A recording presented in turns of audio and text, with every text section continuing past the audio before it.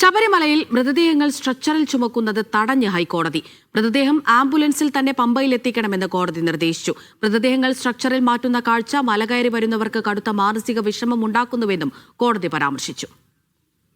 Ahmed Mojtaba വിവരങ്ങൾ നൽകും കൊച്ചിയിൽ നിന്ന്. മുജ്തബ, ഇതിപ്പോൾ എന്ത് സംഭവത്തിലാണ് കോടതിയുടെ നിരീക്ഷണം ഉണ്ടായിരിക്കുന്നത്? എന്ത് നിർദ്ദേശമാണ് കോടതി മുന്നോട്ട് വയ്ക്കുന്നത്?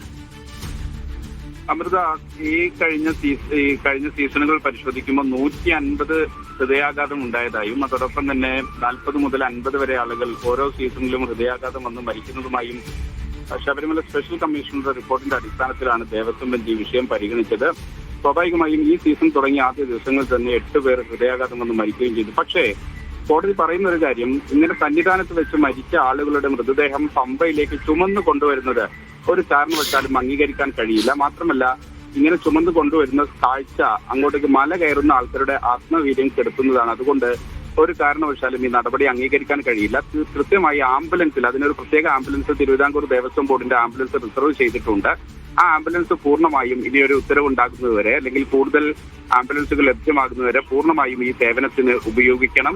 എന്തായാലും മൃതദേഹങ്ങൾ കൊണ്ടുവരുന്നത്, സ്ട്രെച്ചറിൽ ചുമന്ന് പമ്പയിലേക്ക് താഴേക്ക് കൊണ്ടുവരുന്നത് ഒരു കാരണവശാലും കഴിയില്ല, അംഗീകരിക്കാൻ കഴിയില്ല എന്ന് ഹൈക്കോടതി ദേവസ്വം ബെഞ്ച് കർശന നിർദ്ദേശം നൽകിയിട്ടുണ്ട്. അമൃത. ശരി മുസ്തഫ.